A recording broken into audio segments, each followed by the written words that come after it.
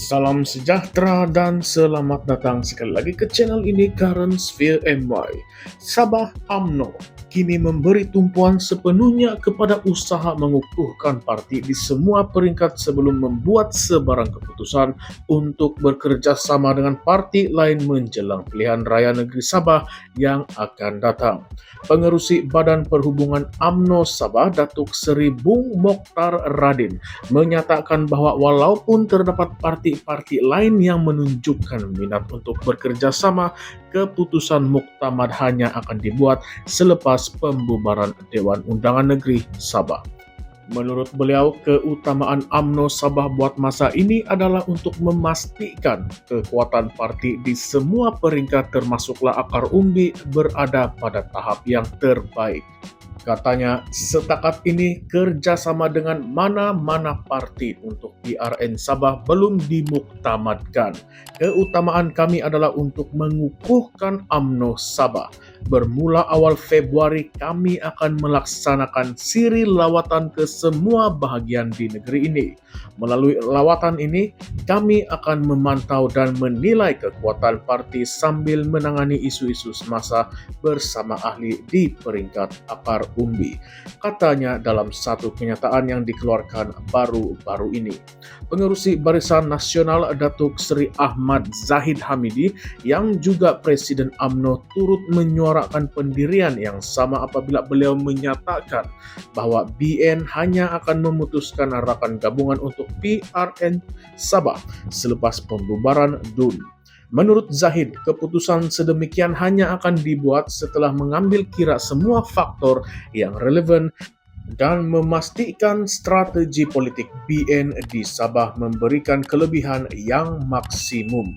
Bung Mokhtar yang juga pengerusi BN Sabah menegaskan bahwa sebarang kerjasama dengan parti lain perlu berlandaskan prinsip saling menghormati perjanjian.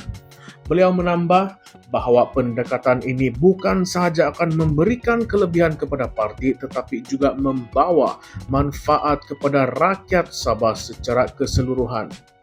Kami telah banyak belajar daripada pengalaman lepas, khususnya berkaitan penggabungan parti. Perkara ini memberi peluang kepada UMNO Sabah untuk lebih matang dalam membuat keputusan-keputusan penting. Pada masa ini, keutamaan adalah untuk mengukuhkan kedudukan parti, tambah Bung Mokhtar lagi. Mengimbas kembali, politik Sabah sering menjadi tumpuan dengan pelbagai dinamik dan pertukaran kuasa yang berlaku sepanjang dekade lalu. Kerjasama antara parti politik sering berakhir dengan perselisihan yang membawa kepada pergolakan dalaman dan perpecahan. Dalam konteks ini, pendirian Bung Mokhtar untuk mengutamakan pengukuhan dalaman parti sebelum membuat sebarang keputusan strategik dianggap sebagai langkah berhati-hati. Namun, langkah ini juga menimbulkan persoalan. Adakah pendekatan sedemikian mencukupi untuk memastikan Sabah UMNO mampu bersaing dalam PRN yang semakin hampir? Sebelum ini, UMNO Sabah pernah bekerja sama dengan Gabungan Rakyat Sabah GRS, tetapi hubungan tersebut dilihat bergelora selepas isu-isu seperti pengagihan kuasa dan peranan politik di Sabah. Malah, beberapa pemimpin GRS secara terbuka mengkritik peranan UMNO dalam gabungan itu yang akhirnya membawa kepada pergeseran hubungan. Tambahan pula, pengalaman lalu juga menunjukkan bahwa politik Sabah sering dipengaruhi oleh isu tempatan seperti tuntutan terhadap hak autonomi, pengagihan hasil negeri, dan pelaksanaan Perjanjian Malaysia 1963. Sentimen ini menjadi asas utama kepada kemunculan parti-parti tempatan yang menuntut agar kuasa politik negeri tidak harus terus didominasi oleh parti-parti dari semenanjung.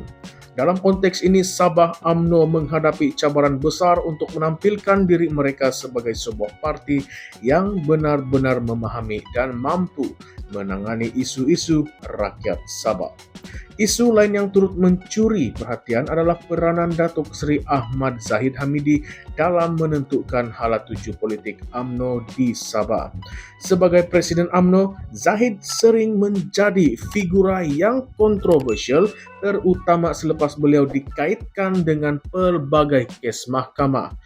Kritikan terhadap Zahid, baik dari dalam maupun luar UMNO, seringkali menimbulkan persoalan tentang sejauh mana beliau mampu menjadi aset kepada parti, khususnya di Sabah di mana sensitiviti politik tempatan sangat tinggi. Dalam masa yang sama ada juga yang berpendapat bahwa Zahid memainkan peranan penting dalam memastikan UMNO Sabah kekal relevan dalam lanskap politik negeri. Dengan sokongan beliau, Sabah UMNO mungkin dapat mengukuhkan kedudukan mereka melalui strategi politik yang lebih terancang. Namun, sejauh mana sokongan ini mampu diterjemahkan kepada kemenangan dalam PRN Sabah masih menjadi tanda tanya. Selain itu, sentimen pengundi di Sabah juga menjadi faktor yang tidak boleh diabaikan. Rakyat Sabah telah lama menyuarakan ketidakpuasan hati mereka terhadap apa yang dilihat sebagai ketidakadilan dalam pengagihan pembangunan antara negeri-negeri di Malaysia. Mereka juga mengharapkan perubahan yang lebih bermakna dalam kehidupan mereka, terutamanya dari segi infrastruktur, pendidikan, dan peluang pekerjaan. Dalam konteks ini, UMNO Sabah perlu membuktikan bahwa mereka mampu menawarkan sesuatu yang benar-benar baru dan relevan kepada rakyat Sabah.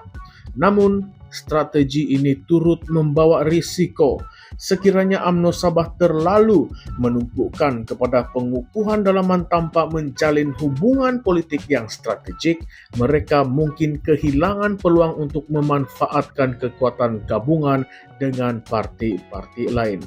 Keputusan untuk menangguhkan perundingan kerjasama sehingga selepas pembubaran DUN juga boleh membuka ruang kepada parti-parti lain untuk mengambil kesempatan dengan membentuk pakatan yang jauh lebih kukuh.